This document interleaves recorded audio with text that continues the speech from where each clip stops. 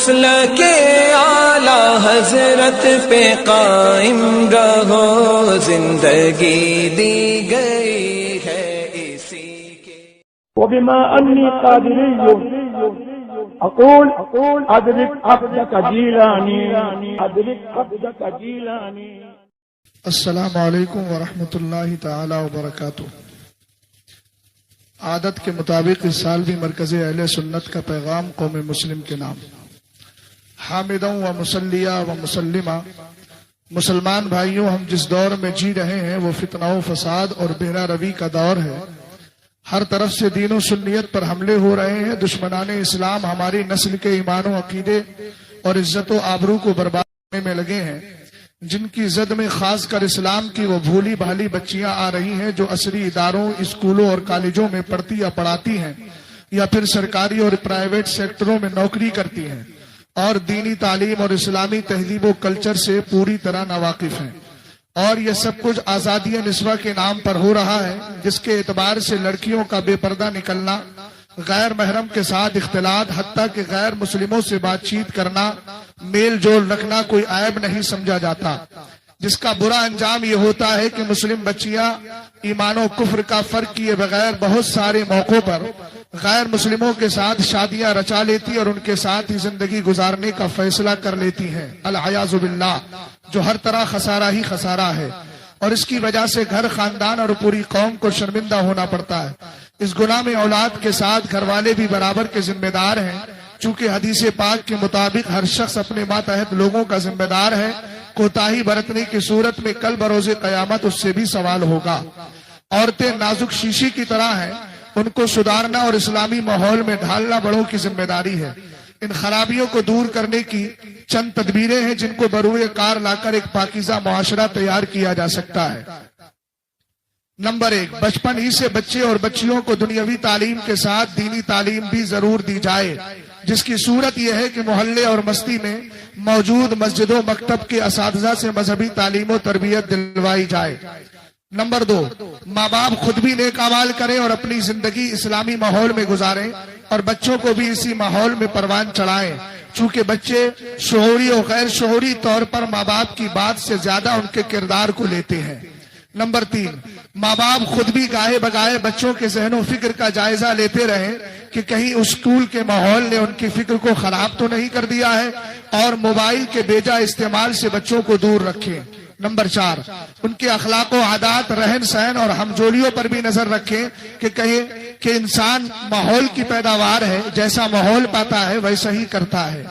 Number 5، ماں باپ بچوں پر ہر درجہ بھروسہ نہ کریں بلکہ خود بھی عقل سے کام لیں، چونکہ شیطان ہر لمحہ بہکانے میں لگا ہے۔ حدیث پاک میں ہے، شیطان انسان کے جسم میں ایسے ہی دوڑتا ہے جیسے خون رگوں میں دوڑا کرتا ہے۔ نمبر 6، شادیوں کو آسان بنائیں، چونکہ حدیث پاک میں ہے بہترین شادی وہ ہے جس میں کم سے کم خرچ ہو۔ نمبر 7، اولاد کے بالغ ہونے پر ان کی شادیوں میں جلدی کی جائے، چونکہ حدیث پاک میں ہے 3 چیزوں میں دیر نہ کرو، نماز میں، جنازے میں اور مناسب رشتہ ملنے پر بچی کی شادی کرنے میں۔ نمبر 8، بھلائی کا حکم دینا اور برائی سے روکنا اس امت کا خاص وصف ہے، لہذا ماں باپ کے ساتھ مل کر محلے، پڑوس، قبیلے اور بستی کے بااثر لوگ اس پر خاص طور سے دھیان دیجیے گا۔ لہذا ماں باپ کے ساتھ مل کر محلے، پڑوس، قبیلے اور بستی کے بااثر لوگ کفار کے چنگل میں پھنسی ہوئی بچیوں کو راہ راست پر لانے کی بھرپور کوششیں کریں کہ کسی ایک کو راہ راست پر لانا سرخ اونٹ ذبح کرنے سے بہتر ہے۔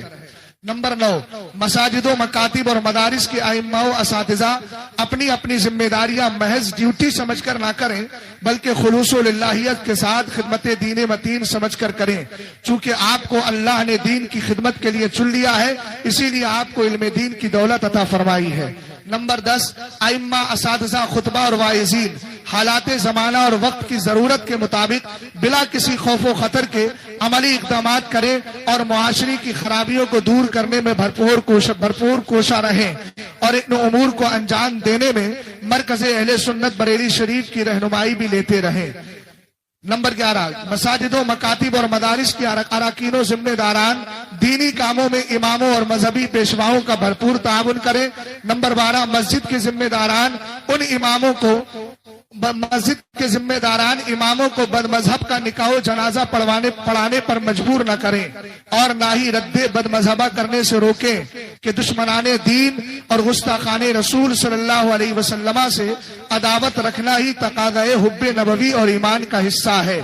آخری پوائنٹ سن لیجئے، مساجد و مکاتب اور مدارس کے لیے ایسے ہی ائمہ و اساتذہ منتخب کیے جائیں جو مذہب حق اہل سنت مسلک اعلیٰ حضرت کے سچے پکے ترجمان اور پاسبان ہوں۔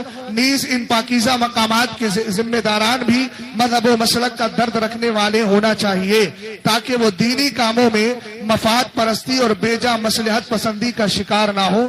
فقیر محمد اسجد رضا خان بریلوی غفر له۔ السلام۔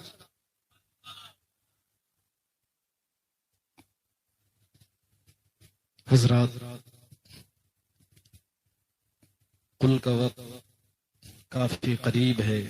اہل سنت والجماعت کی عظیم شخصیت آپ سے عرض ہے کہ جماعت رضائے مصطفیٰ سے ہر دم وابستہ رہیے۔ انشاءاللہ اس کی برکت سے ہمارے ایمان کی اور اعمال کی اصلاح ہوتی رہے گی۔ جماعت رضائے مصطفیٰ